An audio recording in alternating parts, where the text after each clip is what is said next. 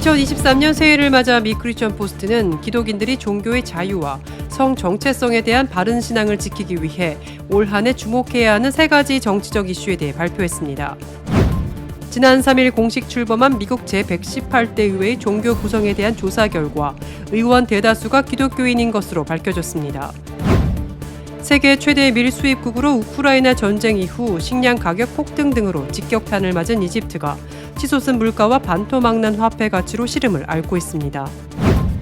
중국이 한국과 일본에 대해 비자 발급을 중단하고 미국과 유럽 등에 대해서는 별다른 조처를 하지 않는 데 대해 대중국 차별 조처에 근거한 대응이라고 입장을 밝혔습니다. 코로나19 최대 수혜 업종 가운데 하나님 데이팅 앱을 통한 개인정보 유출이 심각한 수준입니다.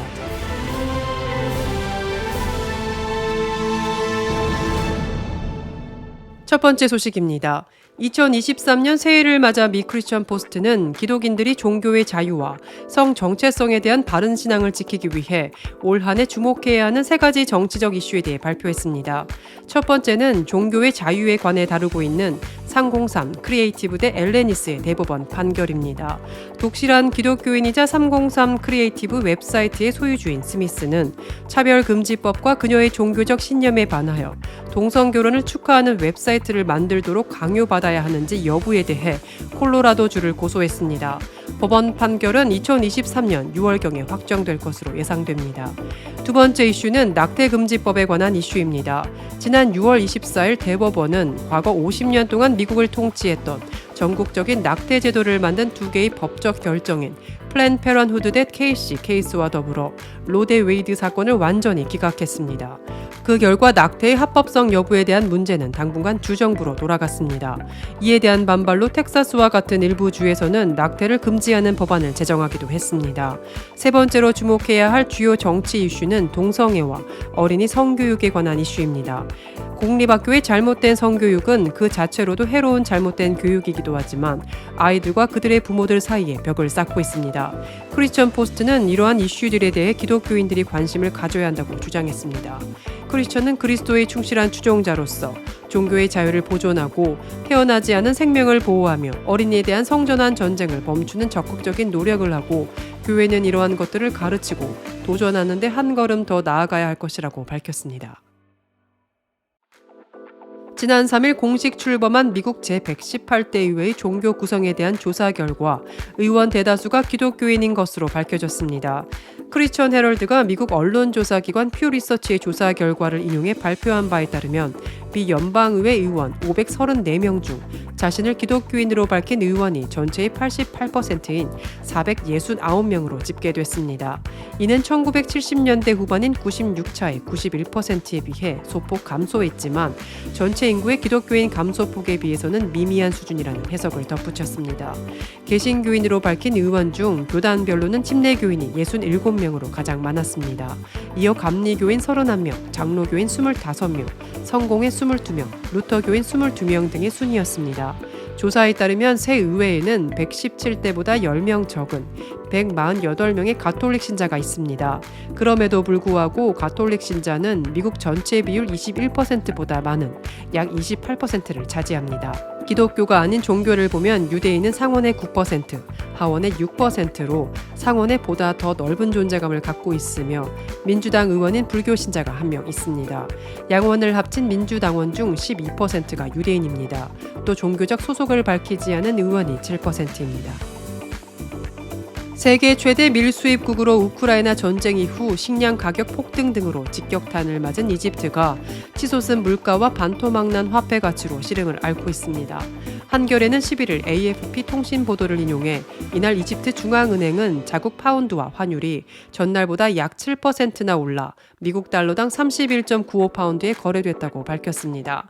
지난해 3월 미국 달러당 15파운드였던 이집트 파운드화 가치가 약 10개월 만에 절반으로 뚝 떨어진 것입니다. 이날 파운드화의 폭락은 이집트 정부가 국제통화기금에 추가 구제 금융을 받는 조건으로 영구 변동 환율 시스템을 약속한 것에 시장이 반응하며 벌어진 일입니다. 이집트는 앞선 지난해 3월 러시아의 우크라이나 침공으로 물가가 급등하고 외화 유출이 가속화하자 국제통화기금에 도움을 요청했습니다. 국제통화기금은 수개월간 협상 끝에 지난해 10월 30억 달러의 구제금융을 지원하기로 합의했습니다. 그러나 환율이 급등하는 가운데 물가마저 가파르게 오르면서 서민 생활을 더 어렵게 하고 있습니다. 지난 10일 이집트 중앙통계청은 12월 연간 소비자 물가 상승률이 21.9%로 집계됐다고 밝혔습니다. 11월 19.2%보다 더 오른 수치입니다. 러시아의 우크라이나 침공으로 국제 물가 상승이 두드러지기 전인 2021년 12월 이집트 소비자 물가 상승률은 6.5%였습니다. 1억 400만 명의 인구를 거느린 이집트는 공식 통계상 인구의 60% 가까이가 빈곤성 근처에 놓여 있습니다. 중국이 한국과 일본에 대해 비자 발급을 중단하고 미국과 유럽 등에 대해서는 별다른 조처를 하지 않는 데 대해 대중국 차별 조처에 근거한 대응이라고 입장을 밝혔습니다.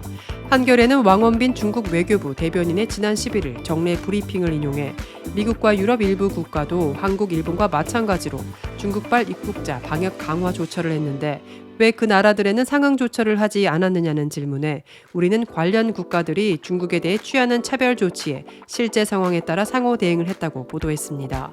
그러나 이 주장은 절반은 맞지만 절반은 틀린 것입니다. 최근 중국발 입국자에 대해 규제를 취한 국가는 유럽 연합을 포함해 15개 안팎에 이르고 나라마다 규제 강도가 조금씩 다릅니다. 가장 센 조처인 중국인 입국 금지는 모로코, 다음으로 센 조처인 비자 발급 중단은 한국이 취했습니다. 입국 뒤 전수조차 조처는 한국, 일본, 대만 등 세 나라가 하고 있고 나머지 국가는 이보다 낮은 조처인 입국 전 검사 의무화와 입국 후 무작위 조사 등을 하고 있습니다. 유럽, 미국 등이 입국 뒤 전수조사를 하지 않고 무작위 조사를 하는 것은 실효성 때문이기도 하지만 검사 능력이 미치지 못하기 때문이라는 평가도 있습니다. 결국 모로코, 한국, 일본, 대만 등 4지역이 중국에 대해 비교적 강한 조처를 했는데 이 가운데 하늘만 보복 대상이 된 것입니다.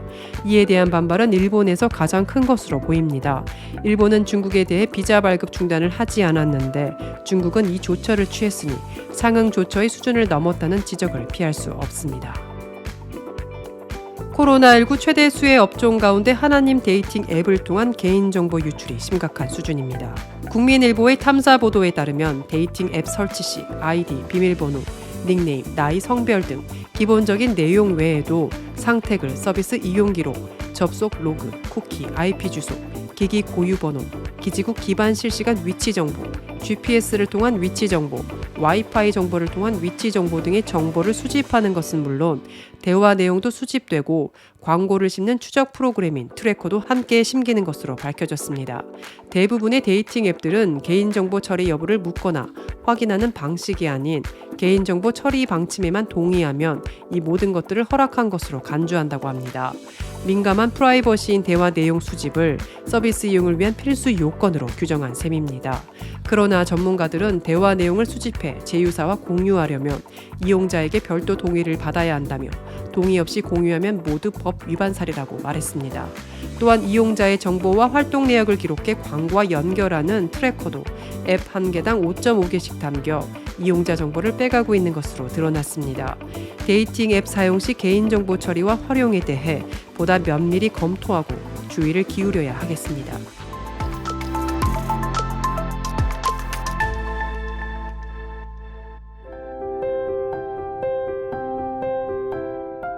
세상을 밝히는 크리스천 소식입니다. 지난 11일 오전 경기도 용인 새 에덴교회 본당 실내 조명이 모두 소등된 뒤 대형 스크린에 미국 워싱턴 DC 알링턴 국립묘지에 있는 한국전 참전용사 기념공원 추모의 벽 모습이 비쳤습니다.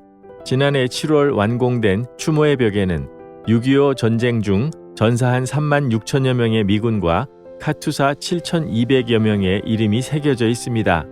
이날 교회는 6.25 전쟁 정전 70주년을 맞아 올 한 해 진행하는 각종 추모 행사의 첫 시작을 다큐멘터리 시사회로 알렸습니다.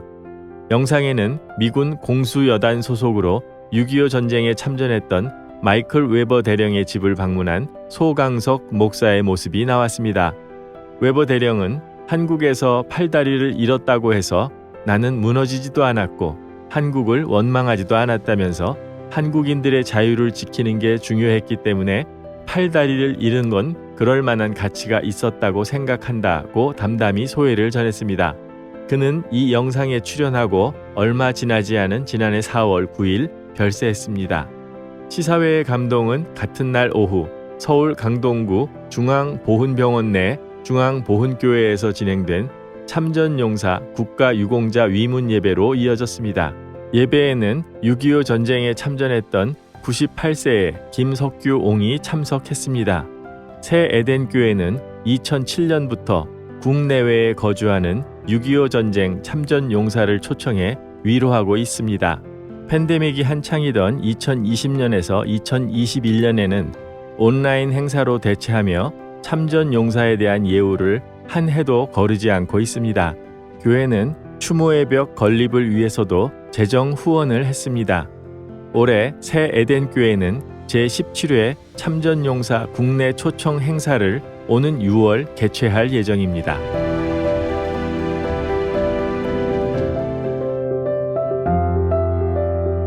크리스천에게 뉴스는 기도 제목이 됩니다. 오늘의 뉴스를 통해 보는 기도 제목입니다.